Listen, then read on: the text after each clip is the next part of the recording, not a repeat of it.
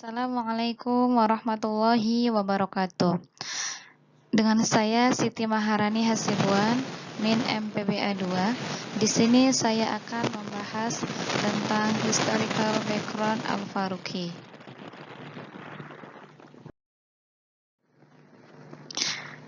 Islamisasi ilmu pengetahuan. Beberapa orang menganggap islamisasi ilmu sebagai hal baru dan bid'ah, padahal ini sudah terjadi sejak awal kedatangan Islam. Interaksi Islam dengan masyarakat Arab. Islam pertama kali bertemu dengan budaya, adat, pengetahuan, dan kepercayaan masyarakat Arab. Sebagian diterima karena sesuai dengan wahyu, sementara yang bertentangan ditolak. Penyebaran Islamisasi. Hadis tentang transaksi di Madinah.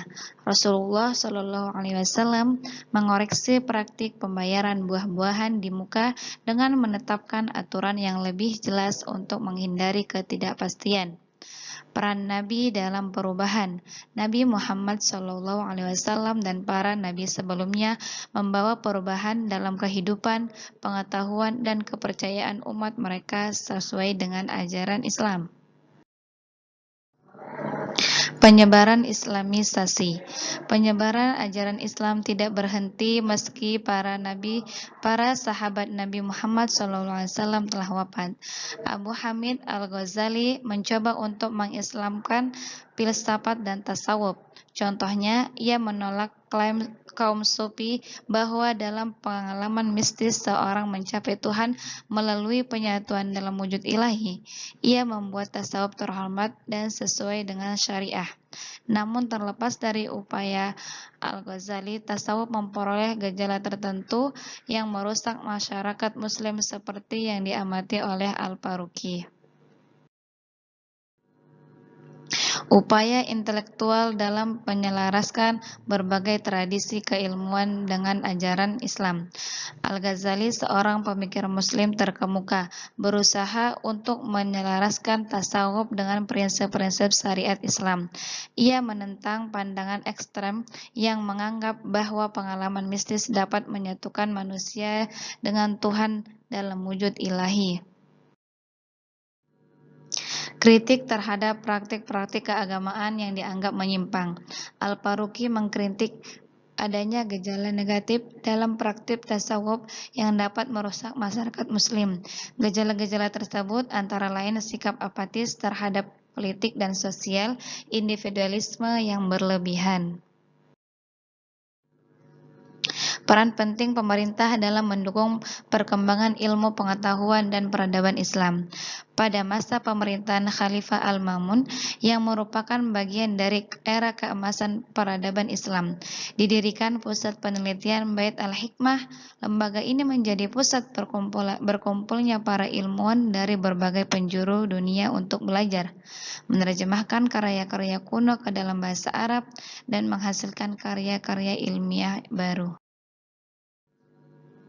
Adapun kontribusi kecendekiawan Muslim dalam pengetahuan. Yakub Al-Kindi, beliau menulis ratusan risalah tentang musik, astronomi, dan kedokteran. Abu Ali Al-Husain Ibnu Sina menulis buku kedokteran yang sangat berpengaruh dan digunakan sebagai panduan di universitas-universitas Eropa hingga abad ke-17. Ada juga Hasan Ibnu Al-Haytham. Hasan Ibnu Al-Haytham atau yang dikenal sebagai Al-Hazan adalah seorang ilmuwan muslim dari Basrah yang dikenal sebagai Bapak Optik Modern. Karya monumentalnya Kitab Al-Manazir, buku optik, memberikan kontribusi besar dalam pemahaman kita tentang cahaya dan penglihatan. Ada juga kemunduran yang dialami umat Islam dalam bidang pendidikan. Seiring berjalannya waktu, umat Islam mengalami kemunduran dan kurang peduli terhadap pengembangan ilmu pengetahuan. Sulaiman berpendapat bahwa krisis pendidikan umat Islam disebabkan oleh masalah pemikiran dan komitmen. Hal ini menghambat perolehan, penyebaran, dan penerapan pengetahuan untuk kemajuan umat Islam. Krisis pendidikan ini mencakup keterbelakangan dalam pengetahuan, kurangnya kepercayaan diri, kurangnya pendanaan pendidikan, penolakan terhadap perubahan positif. Konferensi Dunia Pendidikan Muslim.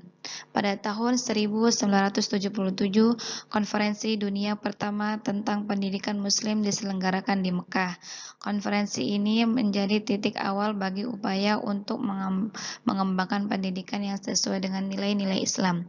Pendirian lembaga-lembaga Islam. Setelah konferensi Mekah, beberapa lembaga didirikan untuk kebijakan yang dihasilkan. Dua di antaranya adalah Universitas Islam Internasional Malaysia (IIUM) dan Institut Internasional Pemikiran Islam (IIIT). Pada tahun 1975, Ja'far Syekh Idris menyampaikan makalah berjudul tentang Process of Islamization. Ia merupakan ilmuwan pertama yang mengkritik budaya dalam ilmu sosial barat. Sebelum Idris, Syekh Naqib Al-Atas telah mengembangkan konsep Islamisasi ilmu. Ia menuliskan gagasannya dalam karya yang berjudul Preliminary Statement of General Theory of the Islamization of the Mali Indonesia Archipelago, diterbitkan pada pengetahuan yang kita kenal sejak saat ini. Ada juga Islamisasi ilmu dan IIIT. Beberapa orang ada kecurigaan terhadap IIIT karena berlokasi di Amerika Serikat. Namun yang lebih penting bukanlah lokasi lembaga, melainkan dari orang-orang yang menjalankannya, jenis kegiatan serta pesan yang disampaikan kepada masyarakat. Islamisasi ilmu pengetahuan dan peran IIIT. Struktur organisasi. Kantor pusat IIIT di Herndon, Virginia dijalankan oleh staf muslim, tidak harus warga negara Amerika. Kantor cabang IIIT dipimpin oleh warga negara setempat. Publikasi akademik dari IIIT seperti publikasi ilmiah dari lembaga internasional, regional, dan nasional lainnya. Kontributornya berasal dari seluruh dunia. Adapun kontribusi luas, Islamisasi ilmu pengetahuan tidak hanya dilakukan oleh IIIT, tetapi juga organisasi dan individu lain.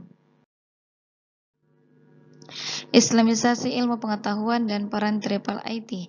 Akademisi muslim dapat berkontribusi dengan mendukung atau bekerja sama dengan IIIT atau organisasi Islam lainnya, atau membentuk organisasi atau forum sendiri.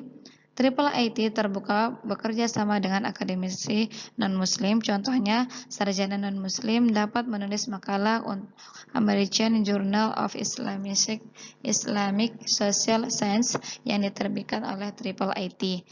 IIIT sebuah lembaga yang berperan penting dalam pengembangan gagasan Islamisasi ilmu pengetahuan.